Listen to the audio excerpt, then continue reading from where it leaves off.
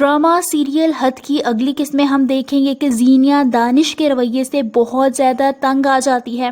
वो उसकी शक्की तबीयत से तंग आते हुए उसे कहती है कि मैं आपकी प्रॉपर्टी नहीं हूँ, ना ही ग़ुलाम हूँ, मैं आपकी बीवी हूँ। जिस पर दानिश उसे तंज मारते हुए कहता है कि बीवी तो तुम शहराम की भी थी, और उसके साथ और उसकी फैमिली के साथ जो कुछ भी तुमने किया है उसकी सारी रिपोर्ट मेरे पास है।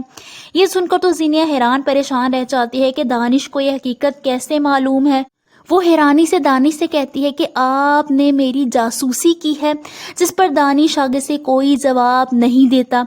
वहीं हम देखेंगे कि सीरत बेगम को उनकी एक पुरानी जानने वाली मिलती है। वो उनसे ज़ीनिया के बारे में पूछते हुए कहती है कि आप बताएं ज़ीनिया कैसी है, जिस पर सीरत बेगम जानबूझकर झूठ बोलते हुए कहती हैं कि ज़ीनिया बहुत ज़्यादा खुश है अपने घर में, उसका शौहर शाहराम से भी ज़्यादा अमीर है और बहुत अच्छा है, वो राज कर रही है। राज यानी वो झूठ बोलने लगती हैं ताकि उनकी झूठी इज्जत और झूठी अना कायम रहे।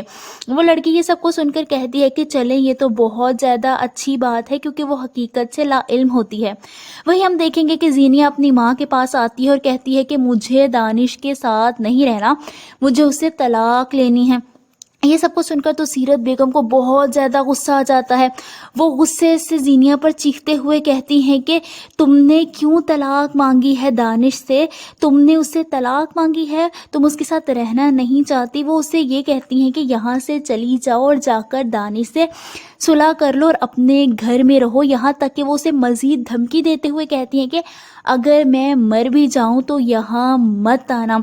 ज़ीनिया रोने लगती है। वो तो अपनी माँ के रवैये पर हैरान परेशान रहती है कि वो उसकी साइड लेने के साथ साथ उसको इतना ज़्यादा जलील कर रही हैं। उसको तो यकीन ही नहीं आ रहा होता कि उसकी वालिदा उसके साथ ऐसा भी कर सकती हैं। आप सबको क्या लगता है, क्या ज़ीनिया अपनी माँ की बातों में आकर अपने शक्की शौहर के साथ रहना शुरू हो जाएगी, और क्या ये ज़ीनिया की सज़ा है? कमेंट्स में अपनी राय का इजहार ज़रूर कीजिए।